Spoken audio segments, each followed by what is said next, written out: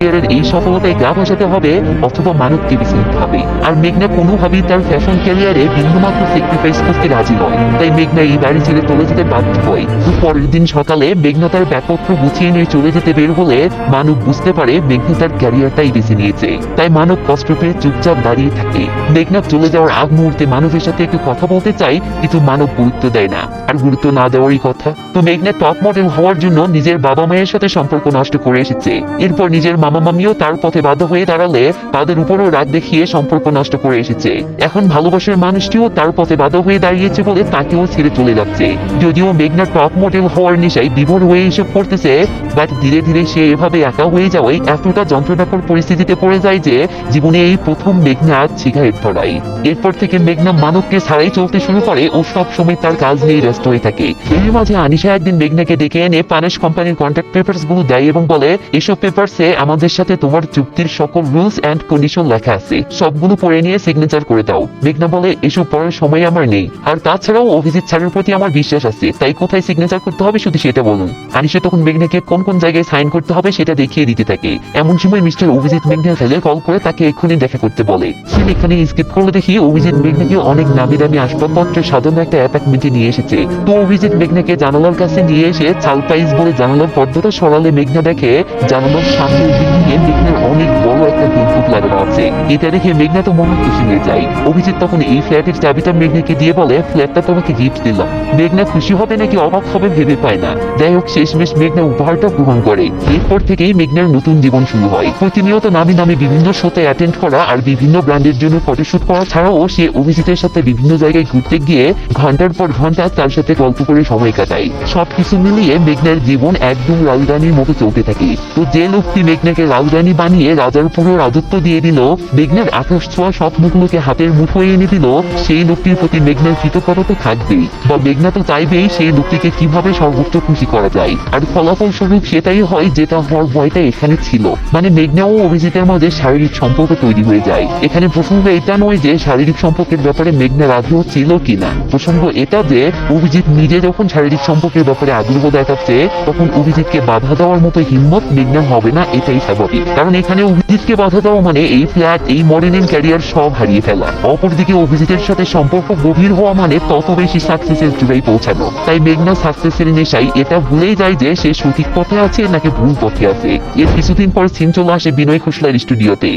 ওই বিনয় খোসলা যে একদিন সেই লেভেলের ভাব দেখিয়ে মেঘনাকে অপমান করে তাড়িয়ে দিয়েছিল, কারণ মেঘনা বিনয় খোসলার ড্রেস আপকে নিজের মতো করে চেঞ্জ করেছিল। কিন্তু মজার ব্যাপার হলো আজ সেই বিনয় খোসলাই মেঘনাকে দিয়ে একটা বিজ্ঞাপনে শুট করতে যাচ্ছে। তো মেঘনা এসে বিনয়কে বলে, বিনয় আমি ঠিক করেছি যে অন্যটা এভাবে পড়বো, কি তোমার কোনো আপত্তি আছে? বিনয় বলে, নো নো নো, তুমি যেভাবে খুশি চেঞ্জ করে নিতে পারো। এখানে কি কাণ্ড হলো আশা করি বুঝে গেছেন। তো আজকের এই ফটোশুটটা বিখ্যাত ফটোগ্রাফার কার্তিক সুরিয়া করবে।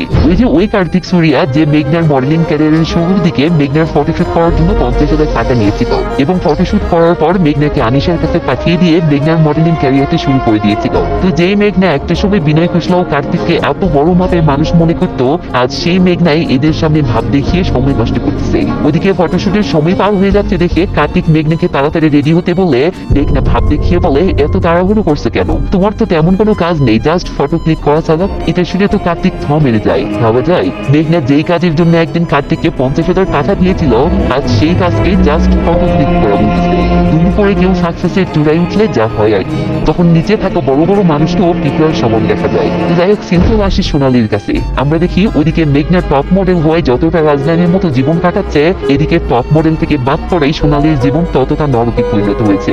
একটা সময় যেই সোনালিকে নিয়ে পুরো দেশ মাতিয়ে থাকতো, আজ সেই সোনালির সাথে তার নিজের বয়ফ্রেন্ড কুকুর বিড়ালের মতো আচরণ করতেছে। কারণ কয়েকটা: এক, মডেলদের জনপ্রিয়তা চলে গেলে তাদের চারানা পয়সাও দাম থাকে না। দুই, এমন মডেলরা ড্রাগ অ্যাডিক্টেড হয়ে থাকে, ফলে ক্যারিয়ার চলে গেলে তাদের জমানো টাকাগুলো রকেটের গতিতে ফুরিয়ে যায়। তিন, ক্যারিয়ার চলে গেলে এরা ডিপ্রেশনে পড়ে এত বেশি ড্রাগ অ্যাডিক্টেড হয়ে যায় যে নতুন করে ক্যারিয়ার গড়া তো দূরের কথা, এদের জীবন জীবনটাই ধ্বংস হয়ে যায়। তো যাই হোক, কয়েকদিন পর সিন চলে আসে বিনয় খোসলা ফ্যাশন শো এর মেকআপ রুমে। সেখানে আমরা সোনালীকে দেখতে পাই। আজকে একটা ফ্যাশন শো হতে চলেছে যেখানে সোনালীকেও সাইড মডেল হিসেবে নেওয়া হয়েছে। তো কস্টিউম ডিজাইনার এসে সোনালীর কাছে দাঁড়াতেই মেঘনা তাকে ডেকে নিয়ে বলে, আমি এসব কানের দুল টুল পড়তে পারবো না। ডিজাইনার বলে, মেঘনা, শোতে সবাই এই দুল পড়বে। এটা শুনে মেঘনা সোনালীর দিকে তাকিয়ে বলে, তাতে কি হয়েছে? আমি এই শো এর টপ মডেল, আমি যা বলবো তাই হবে। এটা শুনে সোনালী মনে মনে ভীষণ কষ্ট পায়। এরপর মেঘনা যখন শোতে যাওয়ার জন্য রেডি হতে থাকে তখন সোনালী দূর থেকে মেঘনাকে দেখে নিজের অবস্থানটা ভেবে কষ্ট পেতে থাকে। কিছুক্ষণ পর শো শুরু হলে টপ মডেল হিসেবে মেঘনাই সবার আগে র্যাম্পে আসে।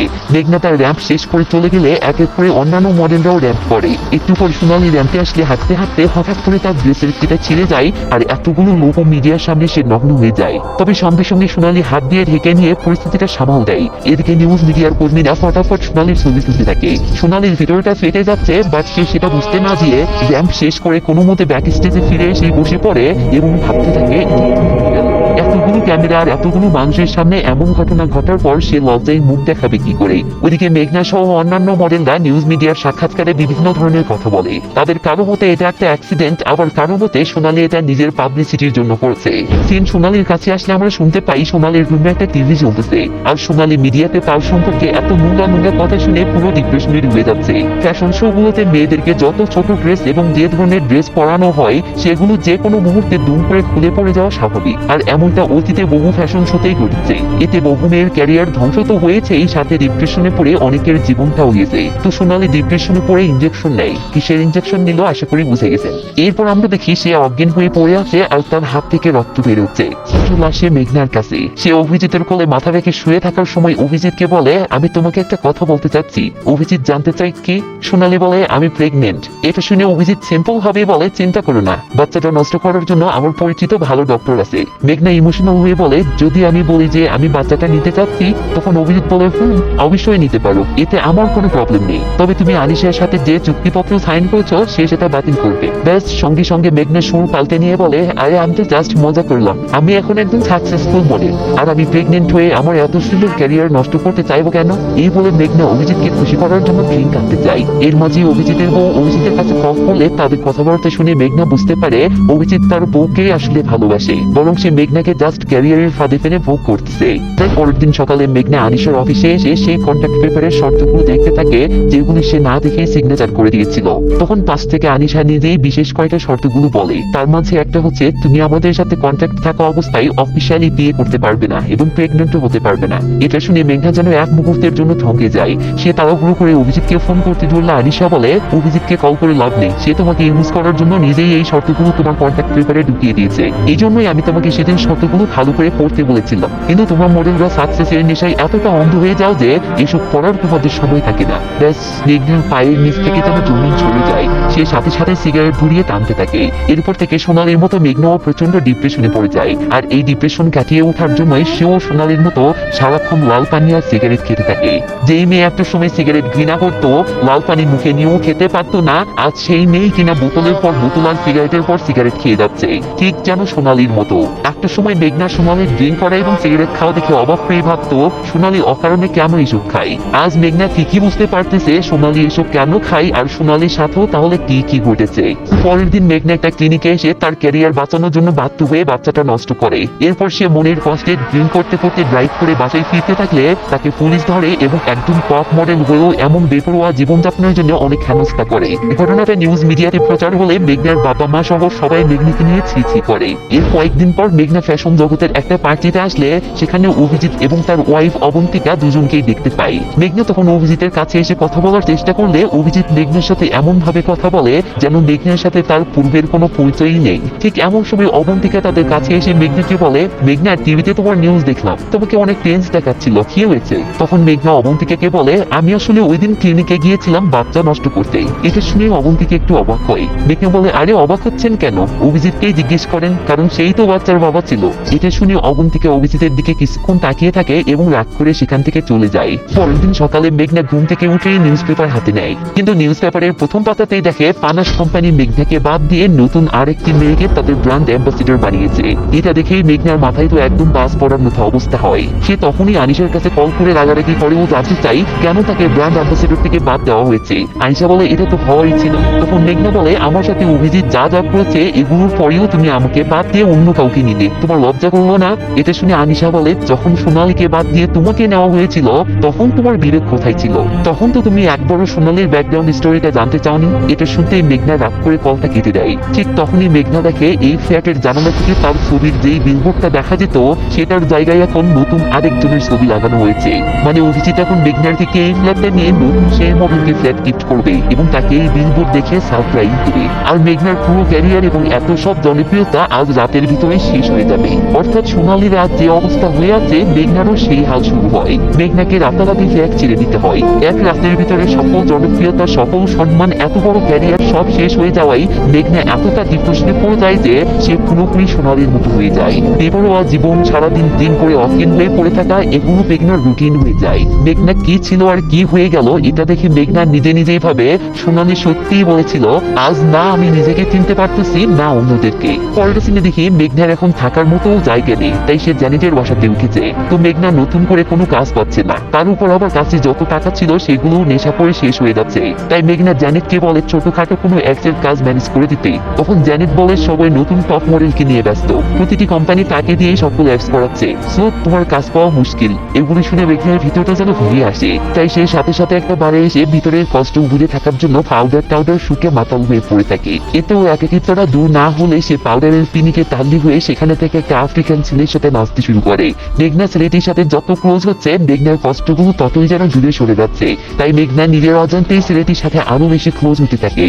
এখানে স্কিপ করে মাঝরাতে আসতে দেখি মেঘনার নেশার ঘুর কেটে যেতেই সে অবাক হয়ে ভাবতেছে সে এখন কোথায়। তখন মেঘনা দেখে রুমের মেঝেতে তার ব্রা, হিল এবং গায়ের সবকিছু সহ একটা খালি বোতলও পড়ে আছে। এবার মেঘনা ভয়ে ভয়ে তার বেডের পাশে তাকালে দেখে তার পাশেই সেই আফ্রিকান ছেলেটি শুয়ে আছে। এটা দেখে মেঘনার আর বুঝতে বাকি থাকে না যে তার সাথে কি ঘটেছে। ব্যাস কষ্টে মেঘনার ভিতরটা যেন ফেটে যায়। সে তখনই কাপড় চোপড় পরে হোটেল থেকে বের হতে থাকলে আমরা দেখি মেঘনা মানসিক ভাবে যেন পুরো বিধ্বস্ত হয়ে গেছে। সে ভেবে পাচ্ছে না সে কি ছিল আর আজ সে কোন পর্যায়ে চলে এসেছে। তো মেঘনা একটা অটো রিক্সা নিয়ে সোজা তার নিজের ফ্ল্যাটে চলে আসে।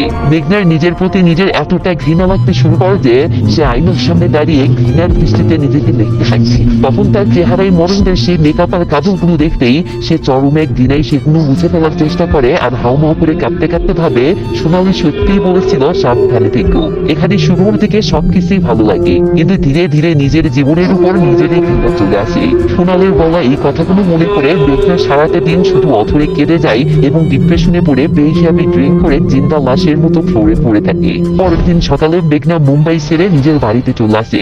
মেঘনার মা দরজা খুলে দিতেই মেঘনা কোনো কথা না বলে টেনশন ভরা চেহারা নিয়ে বাসার ভিতরে ঢোকে। যা দেখে মেঘনার বাবা মা বুঝতে পারে কিছু একটা হয়েছে। তো এরপর থেকে মেঘনা সারাক্ষণ রুমের মাঝে বন্দী হয়ে থাকে, না কারোর সাথে কথা বলে না কখনো স্বাভাবিক আচরণ করে। মেঘনাকে দেখে মনে হয় যেন শুধু তার শরীরটা আছে, বাট সেই শরীরের মাঝে সেই নেই। এটা দেখে মেঘনার বাবা মা মেঘনাকে একটা সাইকিয়াট্রিস্টের কাছে নিয়ে গেলে সে বলে মেঘনা নিজের মাঝে থাকা সেই মেঘনাটাকেই হারিয়ে ফেলেছে। আর সমস্যা হলো সে সেই মেঘনাটাকে এতটা ঘৃণা করে যে তাকে আর ফিরিয়ে পেতেও চাচ্ছে না। সে বাসায় চলে আসে। আমরা দেখি মেঘনা ওভাবেই সারাক্ষণ একা খেয়ালে ডুবে থাকে। সে যেন আজও তার অতীতের সেই অন্ধকার থেকে বের হতেই পারছে না। এভাবেই একটি বছর কেটে যায়। এখন প্রসঙ্গ সোনালীর তাদের কি অবস্থা। সোনালীর কাছে আসলে দেখি সে নিজের চুলগুলো নিজেই কেটে কেটে ফেলে দিচ্ছে। মানে সে অতিরিক্ত ড্রাগস নেওয়ার ফলে মানসিক ভারসাম্য হারিয়ে ফেলেছে। সময় মতো ড্রাগস না পেলে এখন সে পাগলের মতো ছটফট করতে থাকে আর চিৎকার করে কাঁদতে থাকে। ভাবতেই অবাক লাগে। এক সময়ের টপ মডেল যার সৌন্দর্য দেখে সবাই পাগল হয়ে যেত, নামি দামি কোম্পানি তাকে দিয়ে ব্র্যান্ডের প্রচার করার জন্য সিরিয়াল ধরে থাকতো, আর আজ সে এমন জীবনযাপন করতেছে অথচ তার খোঁজ নেওয়ার মতো কেউ নেই। কয়েকদিন পর মুম্বাই শহরের একটা ফুটপাতে আসলে আমরা দেখি সোনালী পাগলির মতো শহরের ফুটপাতে বসে থেকে সিগারেট খাচ্ছে। এই সময় সেখানে থাকা কিছু লোক সোনালীকে দেখে চিনতে পারে। এর মাঝে নিউজ মিডিয়ার কর্মীরাও সেখানে ক্যামেরা নিয়ে হাজির হয় ও সোনালীকে নানা প্রশ্ন করতে থাকে। কিন্তু সোনালী তো মানসিক ভারসাম্যই হারিয়ে ফেলেছে, তাই সে ক্যামেরার ফ্ল্যাশে আরো বেশি পাগলের মতো আচরণ করতে থাকে। এই ঘটনাটা নিউজ চ্যানেলের লাইভ প্রচার হলে মেঘনা এই নিউজটা দেখতে পায়। সোনালীর এই অবস্থা কথা দেখে মেঘনার ভিতরটা যেন ভেঙে আসে। তো নিউজ রিপোর্টার বলছিল যে সোনালি নাকি 2 দিন থেকে এখানেই পড়ে আছে, তাই তার রিলেটিভরা এসে যেন তাকে নিয়ে যায়। এটা শুনে মেঘনা মুম্বাই যাওয়ার সিদ্ধান্ত নেয়। সিন স্কিপ করে মুম্বাইয়ের একটা পুলিশ স্টেশনে আসলে দেখি সোনালিকে পুলিশ স্টেশনে নিয়ে আসা হয়েছে এবং তাকে এখন কোথায় রাখা হবে এই নিয়ে কথা চলতেছে। এমন সময় মেঘনা পুলিশ স্টেশনে আসে এবং সোনালিকে দেখে তার পাশে গিয়ে বসে। এটা দেখে পুলিশ ইন্সপেক্টর মেঘনাকে বলে, আপনি কি তার পরিচিত কেউ হন? মেঘনা বলে, হ্যাঁ। এটা শুনে সোনালি জলকল চোখে অবাক হয়ে মেঘনার দিকে চেয়ে থাকে। এরপর আমরা দেখি মেঘনা সোনালিকে জ্যানেটের ফ্ল্যাটে নিয়ে এসেছে। আর সব ঘটনা শুনে জ্যানেট মেঘনাকে বলতেছে, মেঘনা, এই মুম্বাই শহরে এখন তোমার নিজেরই কোনো ভবিষ্যৎ নেই, এখানে তোমার নিজেরই কোনো ঠিক ঠিকানা নেই। তার মাঝে তুমি আবার সোনালিকে নিয়ে এই মুম্বাইয়ে থাকতে চাচ্ছ, তাকে তোমার কাছে রেখে সেবা যত্ন করে সুস্থ করতে চাচ্ছ। তুমি কি করতে যাচ্ছ ভেবে রেখেছো তো? মেঘনা বলে, আমি যা করতেছি তা সোনালির জন্য না, আমি নিজের জন্য করতেছি। আমার মাঝ থেকে হারিয়ে যাওয়া আমি তাকে খুঁজে পাওয়ার জন্য করতেছি। এরপর থেকে মেঘনা সারাক্ষণ সোনালির যত্ন নেওয়া শুরু করে। আর সোনালিও দিন দিন মেঘনার আদর যত্নে কিছুটা স্বাভাবিক জীবনে ফিরে আসতে থাকে। এর মাঝে মাঝে সোনালির যখন ড্রাগ বা সিগারেটের নেশা ওঠে তখন সে লুকিয়ে খাওয়ার চেষ্টা করে, বাট মেঘনা সবসময় সোনালির উপর নজর রাখে, তাই সোনালি মেঘনার হয়ে সেটা আর পারে না। চলে আসে মানবের কাছে। মানব এই 1 বছরে অনেক জনপ্রিয় একজন মডেল হয়ে গেছে এবং সব সময় ব্যস্ত সময় কাটাচ্ছে। তো মানব হঠাৎ তার সামনে মেঘনাকে দেখে অবাক হয়ে যায়। মেঘনা আসলে মানবের কাছে ক্ষমা চাইতে এসেছে এবং অতীতে সে ভুলটার জন্য মাপ চেয়ে রিলেশনটা কন্টিনিউ করতে যাচ্ছে। আর সেটাই হচ্ছিল। মেঘনা স্টুডিওর ভিতরে বসে অশ্রু ভেজা চোখে মানবের হাত ধরে ক্ষমা চাচ্ছিল। এবার মেঘনা রিলেশনটার ব্যাপারে বলবে, এর হাতে হঠাৎ একটা মেয়ে স্টুডিওর ভিতরে ঢুকে। কিন্তু এদেরকে এভাবে দেখে চলে যেতে ধরলে মানব তাকে ডেকে এনে মেঘনার সাথে পরিচয় করিয়ে দিয়ে বলে, ও রিয়া, আমার পাকদত্তা, গত মাসে আমাদের এঙ্গেজমেন্ট হয়েছে। এটা শুনতেই মেঘনার হাসি মাখা মুখটা সঙ্গে সঙ্গে মলিন হয়ে যায়। মেঘনার এতটা কষ্ট লাগে যে সে আর নিজেকে সামলাতে না পেরে তাড়াহুড়ো করে সেখান থেকে বেরিয়ে আসে। কিন্তু সে লিফট দিয়ে নামতেছিল, এমন সময় সেই লিফটে অভিজিৎ ওঠে। অভিজিৎকে দেখে মেঘনাকে মিলে যায়। মেঘনা ভাবে অভিজিতের সাথে তার এতদিনের একটা গভীর সম্পর্ক ছিল, সো অভিজিৎ তাকে দেখে অবশ্যই খুশি হবে এবং কথা বলবে। কিন্তু অবাক করা বিষয় হলো অভিজিৎ এমন ভাব করে যেন সে মেঘনাকে চেনেই না। এটা দেখে মুহূর্তের মাঝে মেঘনার বুকের ভিতরটা যেন কষ্টে ফিরে যায়। সবাই লিফট থেকে নেমে গেলেও মেঘনার যেন হুঁশ ফেরে না। যাই হোক, মেঘনা মনের কষ্টে সারাদিন বাহিরে কাটিয়ে রাতের বেলা বাসায় ফিরে, মানে জ্যানেটের ফ্ল্যাটে ফিরে। বাস মেঘনা ভিতরে সেই সোনালির খোঁজ করলে দেখে সোনালি কোথাও নেই। মেঘনা দেখে বেডের উপরে অনেক জিনিসপত্র ছড়িয়ে ছিটিয়ে আছে এবং ভ্যানিটি ব্যাগ এমন ভাবে পড়ে আছে যা দেখে বোঝাই যাচ্ছে সোনালি টাকার খোঁজে এইসব করেছে। মেঘনার সঙ্গে সঙ্গে পুরো বাসা তন্ন তন্ন করে সোনালিকে খুঁজতে শুরু করে, কিন্তু তাকে কোথাও খুঁজে পায় না, যে কারণে সে তখনই জ্যানেটের কাছে কল করে। এরপর সবাই মিলে শহরের সেসব জায়গায় গিয়ে গিয়ে সোনালির খোঁজ করে যেসব স্থানে পাউডার বিক্রি হয়, কিন্তু তাকে কোথাও খুঁজে পায় না। অবশেষে তারা পুলিশ স্টেশনে আসে এবং সোনালির মিসিং কেস করে। পুলিশ ইন্সপেক্টর তখন মেঘনাকে বলে, আপনি কোনো টেনশন করবেন না ম্যাডাম, আমরা সোনালির কোনো সন্ধান পেলে আপনাকে জানাবো। মেঘনা তখন কাঁদো কাঁদো গলায় পুলিশকে বলে, প্লিজ ব্যাপারটা দেখবেন। এই বলে মেঘনা হাত জোর করে রিকোয়েস্ট করে চলে যায়। এর কয়েক ঘন্টা পর দেখি শহরের একটা ড্রেনের পাশে একটা মেয়ে পড়ে আছে, আর মেয়েটির পাশে দাঁড়িয়ে একজন পুলিশ ফোন কলে বলতেছে, ম্যাম, মেয়েটির সন্ধান পাওয়া গেছে, ধারণা করা হচ্ছে ড্রাগের ওভারডোজের কারণে তার মৃত্যু হয়েছে। তখনই ক্যামেরা মেয়েটির কাছে আসতে দেখি এটা সোনালি। সে অতিরিক্ত ড্রাগ নেওয়ার কারণে ওভারডোজ হয়ে মারা গেছে। আর এই হৃদয় বিদারক সিন দিয়ে মুভিটি এখানে শেষ হয়ে যায়। সোনালির এমন নির্মম মৃত্যু দেখে কার কার কষ্ট লেগেছে এবং এই মুভিটি কার কার হৃদয় ছুঁয়ে গেছে প্লিজ কমেন্ট করে জানাবেন। আর হ্যাঁ, এই মুভিটিতে যে শিক্ষণীয় বিষয়টি ছিল সেটা যদি আপনার সত্যি ভালো লেগে থাকে তাহলে এই ভিডিওতে একটা লাইক আপনার অবশ্যই দেওয়া উচিত। তো এখন লাইক দিবেন কিনা সেটা পুরো আপনার ব্যাপার। আরেকটা কথা না বলে মুখ চুলকাচ্ছে, সেটা হলো চ্যানেলটি এখনো সাবস্ক্রাইব করে না থাকলে প্লিজ